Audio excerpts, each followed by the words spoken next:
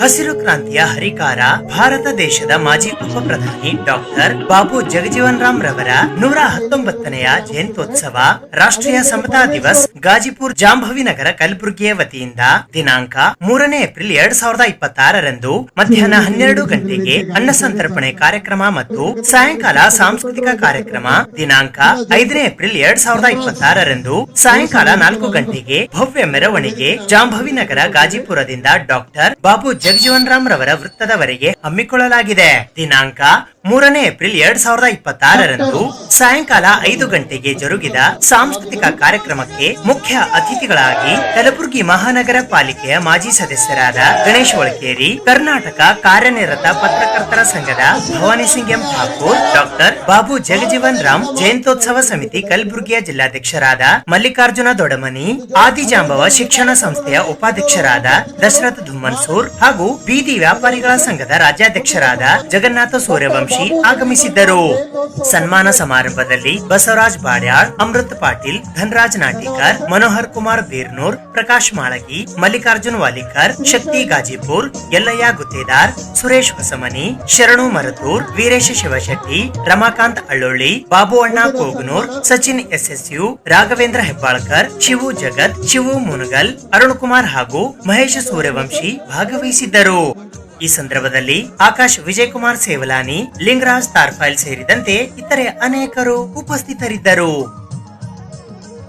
ಅವರು ಬಾಬು ಜಗಜೀವನ್ ರಾಮ್ ಹಸಿರು ಕ್ರಾಂತಿ ಹರಿಕಾರ, ನಮ್ಮ ಉಪರಾಷ್ಟ್ರಪತಿ ಸಹ ಆಗಿದ್ರು.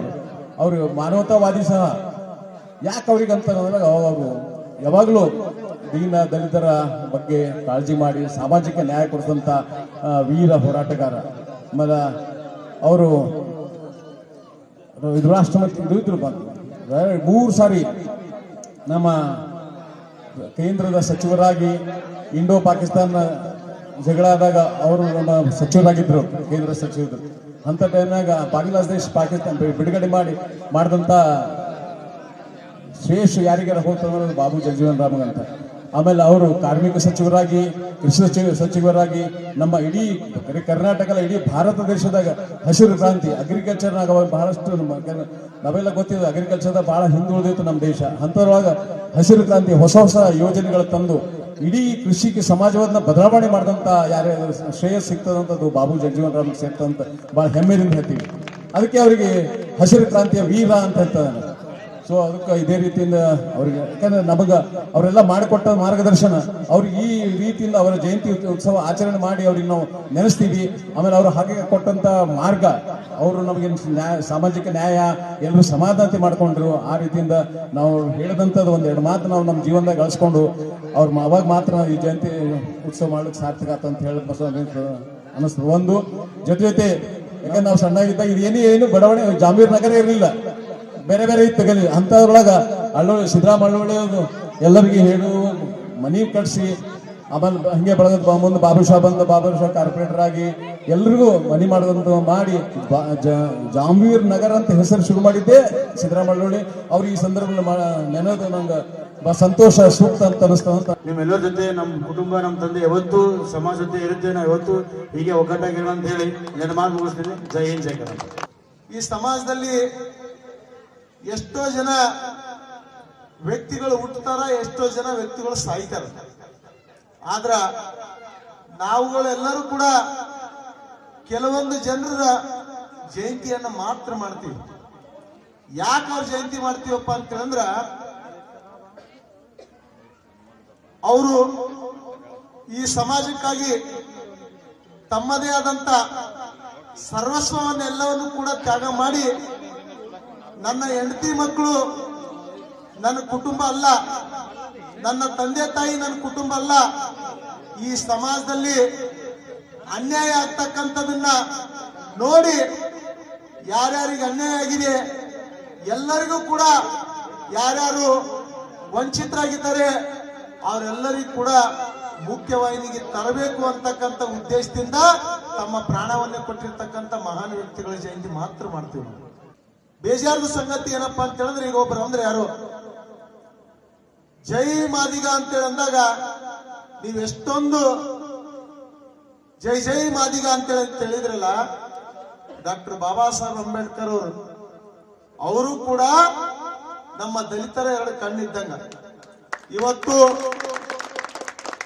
ನೀವು ತಿಳ್ಕೋಬೇಕಾಗಿದೆ, ಡಾಕ್ಟರ್ ಬಾಬಾ ಸಾಹೇಬ್ ಅಂಬೇಡ್ಕರ್ ಅವರು ಇರಲಿಲ್ಲಪ್ಪ ಅಂದ್ರೆ ನಮ್ಮ ಪರಿಸ್ಥಿತಿ ಎಲ್ಲಿಗೆ ಹೋಗ್ತಿತ್ತು ಅಂತೇಳಿ. ಮತ್ತು ಈ ಕಾರ್ಯಕ್ರಮವನ್ನು ಒಂದು ಬಡಾವಣೆಯಲ್ಲಿ ನಮ್ಮ ಜಾಂಬೀರ್ ನಗರದಲ್ಲಿ ಭಾಳ ವರ್ಷ ಹಿಡಿದು ನೋಡ್ತಾ ಇದ್ದೀನಿ. ಯಾವುದೂ ಕಾರ್ಯಕ್ರಮ ಈ ಪ್ರಕಾರ ಮಾಡಿದಿಲ್ಲ. ಈ ಕಾರ್ಯಕ್ರಮ ಇವತ್ತು ನೇಮಿಸಿ ಇವತ್ತು ನಮ್ಮ ರೋಹಿತ ಅಮರೇಶ ಎಲ್ಲ ಯುವಕರು ಒಗ್ಗೂಟಾಗಿ ಓಣಿಯ ಎಲ್ಲ ಬಂಧುಗಳು ಒಗ್ಗೂಟಾಗಿ ಏನಿತ್ತು ಇದು ಜಯಂತಿ ಆಚರಣೆ ಕಾರ್ಯಕ್ರಮವನ್ನು ಬಾಬು ಜಗಜೀವನರಾಮ್ ಆಚರಣೆ ಮಾಡಿದ್ದೀರಿ. ಇದು ಭಾಳ ಸಂತೋಷದ ವಿಷಯ ಓಣಿಗೆ.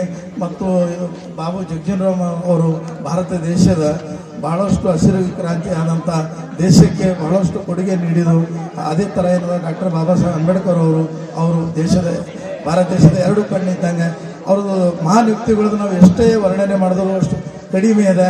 ಅವ್ರು ಹಾಕಿಕೊಟ್ಟ ಮಾರ್ಗದರ್ಶನ ಮೇಲೆ ಇವತ್ತಿಂದ ಬೆಳೆಯಂಥ ಹುಡುಗರು ಪೀಳಿಗೆಗಳು ಅವ್ರ ಮಾರ್ಗದರ್ಶನ ಪ್ರಕಾರ ಮುಂದುವರಿಸ್ಕೊಂಡು ಈಗ ವರ್ಷಿಗೆ ಏನದ ಜಯಂತಿ ಆಚರಣೆ ಮಾಡಬೇಕು ಬಾಬಾ ಸಾಹೇಬ್ರದ್ದು ಮತ್ತು ಬಾಬಾ ಜಗಜೀವನರಾಮ್ ಅವ್ರದ್ದು ಮತ್ತು ವರ್ಕೋಬೇಕು. ಬಹಳಷ್ಟು ಅವ್ರು ಸೌಲಭ್ಯ ಕೊಟ್ಟಿದ್ದಾರೆ ನಮಗೆಲ್ಲ ಇಲಾಖೆಯಲ್ಲಿ. ಎಂದು ನಾವು ಜಾಗೃತ ಆಗಬೇಕು, ತಿಳ್ಕೋಬೇಕು. ಡಾಕ್ಟರ್ BR ಅಂಬೇಡ್ಕರ್ ಮತ್ತು ಡಾಕ್ಟರ್ ಬಾಬು ಜಗಜೀವನರಾಮ್ ಇಲ್ಲಂದ್ರ ನಾನು ಇವತ್ತೇನು ಇಲ್ಲಿ ನಿಂತು ಮಾತಾಡಕತ್ತೀನಿ, ನೀವು ಅಲ್ಲಿ ನಿಂತು ಅಲ್ಲಿ ಕೂತೇನು ಕೇಳಾಗತ್ತೀರಲ್ಲ, ಇದು ಸಾಧ್ಯನೇ ಇರಲಿಲ್ಲ. Doctor BR Ambedkar and Babu Jagjivan Ram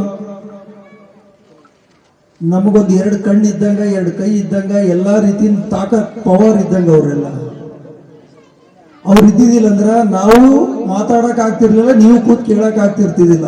ಅಂತ ಪರಿಸ್ಥಿತಿ ಇರ್ತಿತ್ತು. ಅವ್ರು ಅನುಭವಿಸಿದ ಬಹಳಷ್ಟು ಅನುಭವಿಸಿದಾರೆ. ಅವ್ರ ಮೇಲೆ ಬಂದಿದ್ದಾರೆ. ಅವರು ಈ ಸಮಾಜ ಉದ್ಧಾರ ಮಾಡೋ ಸಲುವಾಗಿ. ನಿಮಗೆ ಗೊತ್ತಿರ್ಬೇಕು ಬಹುಶಃ ಅಂಬೇಡ್ಕರ್ BR ಅಂಬೇಡ್ಕರ್ ಅವರು 32 ಡಿಗ್ರಿ, ಒಂದೇ ಡಿಗ್ರಿ ತಗೋಕಾಗಲ್ಲ, 32 ಡಿಗ್ರಿ ತಗೊಂಡು ಇಂಡಿಯಾಗೆ ಬಂದಾಗೂ ಅವ್ರಿಗೆ ಅವ್ರು ಒಂದು ಆಫೀಸರ್ಸ್ ಆದ್ಮೇಲೆ ಒಬ್ಬ ಹಿಂಗ್ ಚಾ ಕೊಡಕ್ಕೆ ಹಿಂಗ್ ಚಾ ಹೋಗಾಡ್ತಿದ್ರು, ಹಿಂಗ್ ಬುಕ್ಸ್ ಹಿಂಗ್ ಹೋಗಾಡ್ತಿದ್ರು, ಫೈಲ್ಸ್ ಹಿಂಗ್ ಹೋಗಾಡ್ತಿದ್ರು. ಜನರು ಉದ್ಧಾರ ಸಲುವಾಗಿ ಬಂದರು. ಅದೇ ರೀತಿಯ ಬಾಬು ಜಗಜೀವನರಾಮ್ ಅವರು ಕೂಡ ಸ್ಕೂಲ್ನಾಗ ಅವ್ರು ಕಲಿತಕ್ಕಂಥ ಘಟನೆ ಮುಂದೆ ಅವರು ರಾಜಕೀಯ ಜೀವನದೊಳಗ ಅವ್ರು ಹಿಂದುಳಿದ ದೀನದ ನಾಯಕರದರ ತಿಳ್ಕೊಂಡು ಅವರಿಗೆ ಪ್ರೈಮ್ ಮಿನಿಸ್ಟರ್ ಆಗಕ್ಕಾಗ್ಲಿಲ್ಲ. ಯಶಸ್ವಿ ಅನುಭವಿಸಿದ್ರು ಅವರೆಲ್ಲ. ಸೊ ಅದೆಲ್ಲ ನಾವು ಮುಟ್ಟಬೇಕಾದ್ರೆ ಅವರೆಲ್ಲ ಈ ಮಟ್ಟಕ್ಕೆ ಬಂದು ನಮಗೆ ಈ ರೀತಿ ಒಕ್ಕಟ್ಟು ಮಾಡಿಕೊಡ್ಬೇಕಾದ್ರೆ ಕಾರಣ ಏನು? ನನ್ನ ನಿಂಗರಾಜ್ ಅಣ್ಣವ್ರು ಹೇಳಿದ್ರು, ಅವರು ಎಜುಕೇಶನ್ಸ್ ಜಯಂತಿ ಮಾಡೋಕ್ಕೆ ಏನು ಯುವಕರು ನಮ್ಮ ಯುವ ತಮ್ಮಂದಿರೇನೆಲ್ಲ ಓಡಾಡ್ತಾರೆ, ಅದಕ್ಕೆಲ್ಲ ತಾಯಂದಿರು ಕೂಡ ಸಹಕಾರ ನೀಡಿ ಅವ್ರಿಗೆ ಈ ಕಾರ್ಯಕ್ರಮ ಈ ಮಟ್ಟಕ್ಕೆ ಮಾಡಲಿಕ್ಕೆ ಅವ್ರಿಗೇನು ಅವಕಾಶ ಮಾಡಿಕೊಟ್ಟಿದ್ರಿ ತಮ್ಮೆಲ್ಲರಿಗೂ ಅನಂತ ಪೂರ್ವ ಧನ್ಯವಾದಗಳು. ಇದೇ ರೀತಿ ಅಣ್ಣವ್ರು ಹೇಳಿರೋ ಹಾಗೆ ಎಲ್ಲರೂ ಎಜುಕೇಶನ್ ಪಡಿಬೇಕು, ಅದೇ ರೀತಿ ಮುಂದೆ ಬರ್ಲಿಕ್ಕೆ ಪ್ರಯತ್ನ ಮಾಡಬೇಕು, ಸ್ವಯಂ ಪ್ರಕಾಶಿತರಾಗಬೇಕು. ಮುಖ್ಯವಾಗಿ ನಾವು ಸ್ವಯಂ ಪ್ರಕಾಶಿತರಾಗಬೇಕು, ದುಡ್ಡನ್ನು ಗಳಿಸಬೇಕು, ಜೀವನದಲ್ಲಿ ಮುಂದೆ ಬರಬೇಕು, ಎಲ್ಲರೂ ಒಗ್ಗಟ್ಟಾಗಿರ್ಬೇಕು, ಯಾರ ಜೊತೆಲೂ ಜಗಳ ಆಡದೆ ಸ್ನೇಹಜೀವಿ ಆಗಿರ್ಬೇಕು, ಒಳ್ಳೆತನನ ಬೆಳೆಸ್ಕೋಬೇಕು, ಕೆಟ್ಟ ಹ್ಯಾಬಿಟ್ಸ್ಗಳನ್ನೆಲ್ಲ ಬಿಡಬೇಕು. ಬರ್ತಂತ ದಿನಗಳಲ್ಲಿ ನಾವು ಕೂಡ ಒಂದು ಒಳ್ಳೆ ನಾಗರಿಕನಾಗಬೇಕೆಂಬ ಉದ್ದೇಶ ಈ ಯುವಕರಲ್ಲಿ ಬರಬೇಕು. ಅದೇ ಉದ್ದೇಶ ಇಟ್ಕೊಂಡೇ ಬಾಬಾ ಜಗಜೀವನರಾಮರು, ಡಾಕ್ಟರ್ ಬಾಬಾ ಸಾಹೇಬರು ಸಂವಿಧಾನ ಮಾಡಬೇಕಾದ್ರೆ, ರಚನೆ ಮಾಡಬೇಕಾದ್ರೆ ಕೂಡ ಎಷ್ಟು ತೊಂದರೆ ಇತ್ತು, ಈಗಾಗಲೇ ಅವರು ಸರ್ಟಿಫಿಕೇಟ್ಸ್ ತಗೊಂಡ್ರೆ ಎಷ್ಟು ತೊಂದರೆ ಇತ್ತು ಅಂತ ಅಣ್ಣವರು ಸ್ಪಷ್ಟವಾಗಿ ಹೇಳಿದ್ದಾರೆ. ತುಂಬಾ ಬಹು ಕನಸಾಗಿರುವಂತ ನಮ್ಮ ಜಗಜೀವನರಾಮ್ ಭವನ್ ನಮ್ಮ ಗಾಜಿಪುರ ಓಣೆಯಲ್ಲಿ ಮಾಡಬೇಕು ಅಂತ ತುಂಬಾ ಕಷ್ಟಪಟ್ಟು ಮಹಾನಗರ ಪಾಲಿಕೆಯ ಸದಸ್ಯನಾಗಿ ನೀವು ನನ್ನ ಗೆಲ್ಸೋದಾಗಿ, ನಮ್ಮ ತಾಯರನ್ನ ಗೆಲ್ಸೋಕ್ಕಾಗಿ ತಮ್ಮ ಸದಾ ನಾನು ಜೀವ ಇರೋವರೆಗೂ ಚಿರಣಿಯಾಗಿರುತ್ತೆ ಅಂತ ತಮ್ಮೆಲ್ಲರಿಗೂ ತುಂಬಾ ಧನ್ಯವಾದಗಳು. ಆ ಸಮಯದಲ್ಲಿ ನಾನು ಹಾಗೂ ಚಂದ್ರಿಕಾ ಅಕ್ಕ ಆದ ನಮ್ಮ ಅಕ್ಕ ಮೇಯರಿದ್ರು. ಆ ಸಮಯದಲ್ಲಿ ನಾವು ಇಲ್ಲಿ ಒಂದು ಫೌಂಡೇಶನ್ ಹಾಕಿದ್ದೀವಿ. ಅದು ಸ್ವಲ್ಪ ಗಾರ್ಡನ್ ಲಿಟಿಗೇಷನ್ ಇರೋದ್ರಿಂದ ಸುನೀಲ್ ಕುಮಾರ್ ಕಮಿಷನರ್ ಸಾಹೇಬರು ಅದನ್ನು ನಾವು ಸ್ಯಾಂಕ್ಷನ್ ಮಾಡಿ ಅಪ್ರೂವಲ್ ಮಾಡಿದಾಗ ಅದನ್ನು ನಿಲ್ಲಿಸಿದ್ರು. ಅದು ಕೂಡ ನನ್ನ ಮೇಲೆ ಕೇಸ್ ಆಯಿತು. ಪರವಾಗಿಲ್ಲ ಅಂತೇಳಿ ಆ ಕೇಸ್ನ ಲಢಾಯಿಸಿ ಬರೋಂಥ ಸ್ವಲ್ಪ ದಿವಸದಲ್ಲಿ ನಾವು ಕೇಸ್ ಕೂಡ ಗೆದ್ದಿದ್ದೀವಿ. ಬರೋಂಥ ದಿನಗಳಲ್ಲಿ ಆ ಕನಸು ಕೂಡ ತುಂಬಾನೇ ನೆನಸಾಗಿ ಇಲ್ಲಿ ಒಂದು ಬಹು ಕಟ್ಟಡ ಕಾಣ್ತೀರಾ ಅಂತೇಳಿ ನಾನು ಇವತ್ತಿನ ದಿವಸ ಹೇಳಲಿಕ್ಕೆ ಇಷ್ಟಪಡ್ತೇನೆ.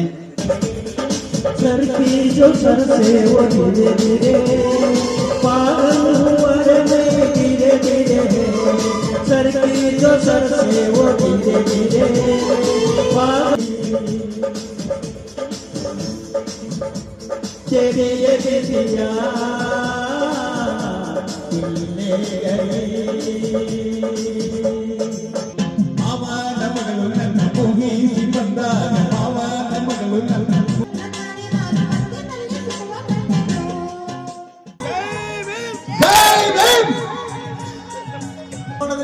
ಕಾರ್ಯಕ್ರಮ ಆಯೋಜನೆ ಮಾಡಲಿ ಅಂತೇಳಿ ಈ ಸಂದರ್ಭದಲ್ಲಿ ಎಲ್ಲರ ಪರವಾಗಿ ನಾವು ಹಾರೈಸ್ತಾ ಇದ್ದೀವಿ. ತಮ್ಮೆಲ್ಲರೂ ಜೋರಾದ ಜೈ ಮಾದಿಗ, ಜೈ ಮಾದಿಗ.